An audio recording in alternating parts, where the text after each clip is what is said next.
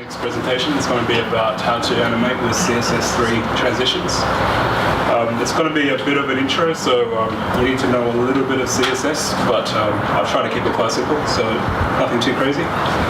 So to get started, if you want to animate a transition, you need three basic things: the initial state, final state, which kind of just something simple, just changing the background color, and then you need some sort of duration for the transition to happen. And I'll demonstrate that in the demo.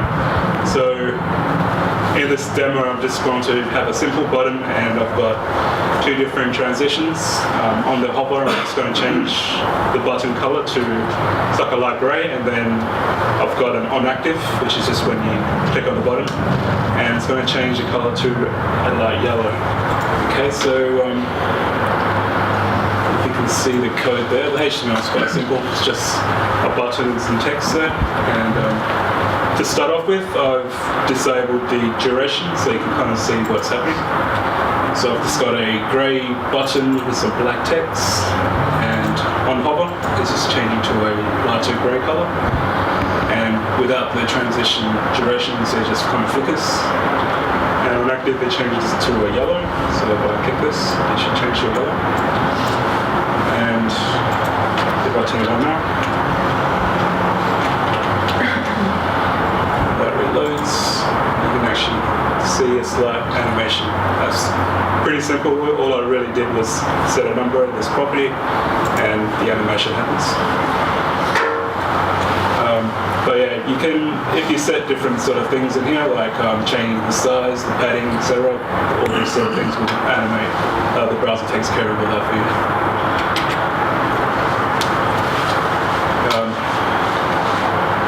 So another way to achieve animation is by using the transform property.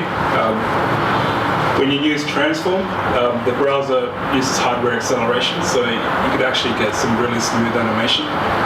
You probably find if you tried animating with like a like left or top or margins, etc. If you're causing reflow on the page, it's usually quite slow. So where possible, you want to try to use these properties, make things a lot smoother. So in my second demo, I'm just doing some basic things to kind of show this in action.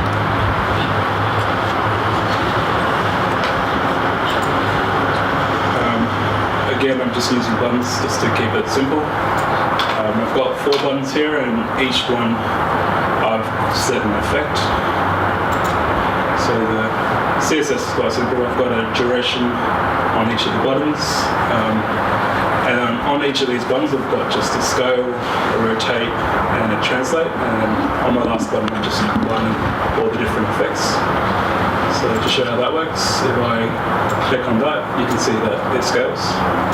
And since I'm using a transform, this is actually, if I just click really fast, you can see it's actually quite smooth. If you did this using height and width, sometimes if it causes reflow, it'll just start lagging. Same with this one, rotate. And translate, which just kind of moves it side to side, pretty simple. And then on the last one, if I combine them all, then you should see everything kind of happening. Again, quite simple. I'm just kind of putting everything on my, just separating the spaces.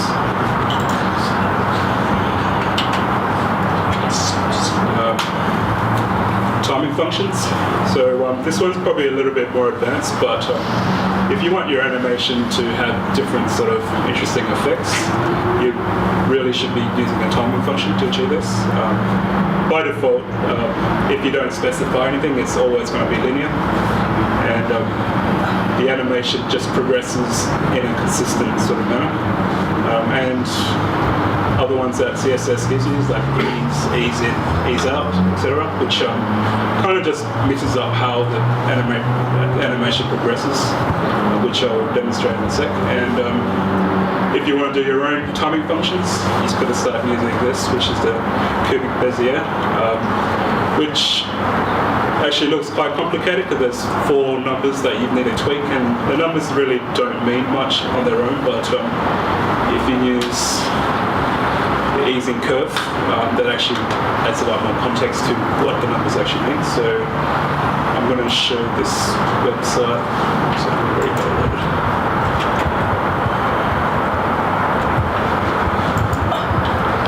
And this is the easing curve.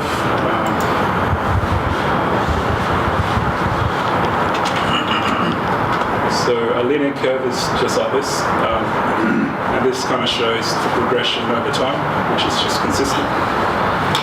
And when you start changing it, so maybe use an ease in instead, you can actually see it starts off slower. So the one at the bottom is the ease in, and the top is a linear. You can see that with ease in, the progression is slower and then kind of speeds up near the end. So it's a little bit different. To ease out, it starts off quicker and then slows down, and easing out just kind of changes it up a bit. But yeah, when you're using the cubic Bezier function, you can actually play around with the curve a little bit more to kind of tweak the timing and produce kind of custom sort of animation. So if I compare this to linear, so I can make it a lot quicker, start off a lot quicker and then slow down a lot at the end. Or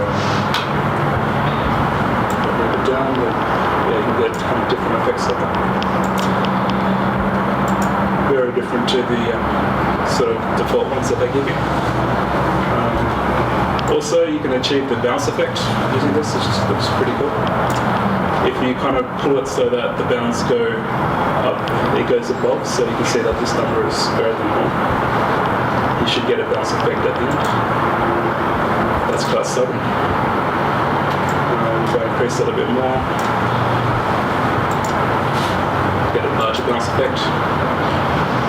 And if I do the same with the other end of the scale, you actually get a bounce effect right at the start. So that's produces some sort of different effects there.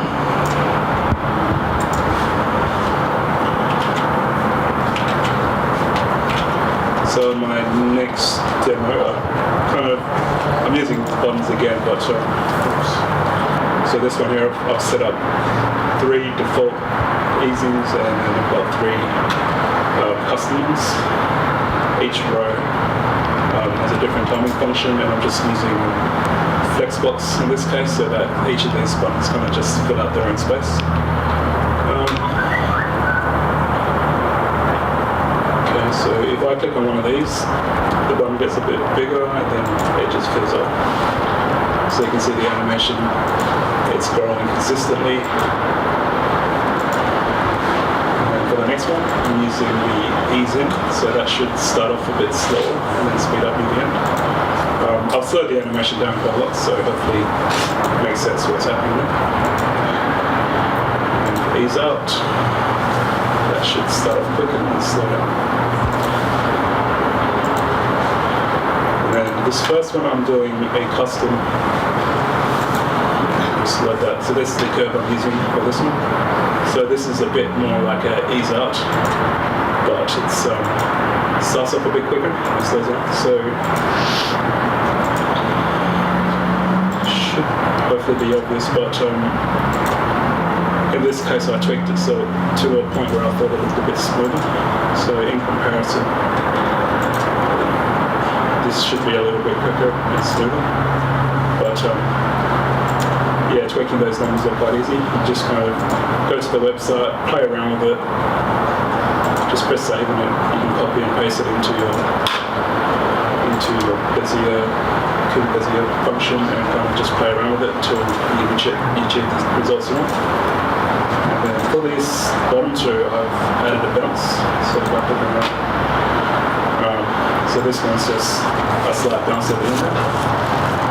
So to demonstrate that, if I click on this, you should see just a really subtle bounce. It produces some more interesting effects than the default that they give. And for this last one, I've done pretty much a bounce at the start and the end. So if you click on that, you should be able to see 2 bounces there.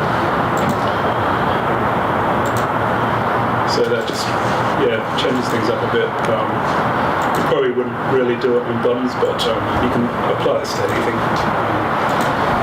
that you see fit, really. And the last one, I'm just going to show some basic 3D transitions. 3D is actually not that difficult. If you can understand how the 2D transitions work, it's actually not much different. You basically need to set up a perspective, which I'll show in the demo. And then you kind of use these properties to manipulate. So you're using a scale 3D instead of scale, and then you're using rotate X and Y, which I'll show how that works, but it kind of just flips things horizontally and vertically. And then you use the translate Z and translate 3D to move things around in the 3D space. So just show how that works. So I've got example buttons again. In the top one, I've just started by just rotating X, and when you rotate X with a positive number, it actually kind of goes into the screen, and you can control that by this perspective number here. So if I change it to say 100, you can see that updates. It looks quite different, so you kind of tweak the numbers until you get a value that you're happy with. And you can see that it goes towards the center of the screen. I usually keep it around 1,000 just to have a slight animation. Set up some 3D effect, and with the top row buttons, I'm just on hover, it's just got light on, and on focus, I'm just moving it with the translate set, -10 pixels. And the box shadow, which is basically this bit that makes it look like a 3D object, I'm making that a little bit smaller, so it makes it look like it's just being pressed. And I'm using a custom easing to make it feel like there's a bit of weight to it. It's not just dropping down really quickly, it's kind of just animating down smoothly. For the next one, I've kept just the 2D shape, and then on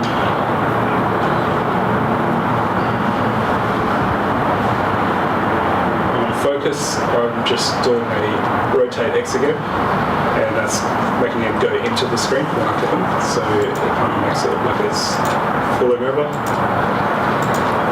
I had to do a custom easing for this, so it looks like it's starting really slow and then falls really quickly. So I just kind of played around with this curve until I was quite happy with the results, so I compared that to me. You can see it starts off really slow and then it kind of speeds up, and that's what I used to achieve that sort of effect. It's not very complicated, just keep playing with the numbers till you're happy with what you get. The last one, I'm using a rotate Y instead, and I'm moving it by half a turn. With this attribute here, you can actually use degrees as well, but I find turns a bit easier to visualize. So on click, it rotates Y, so instead of going into the screen, it should turn horizontally instead. And with the easing I'm using here, I'm actually using one from the previous demo. There's a slight bounce at the end.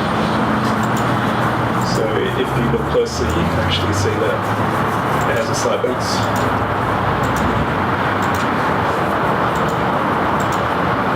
But yeah, you probably wouldn't use this on buttons, but you can just use it on any sort of element to make it look a bit more realistic.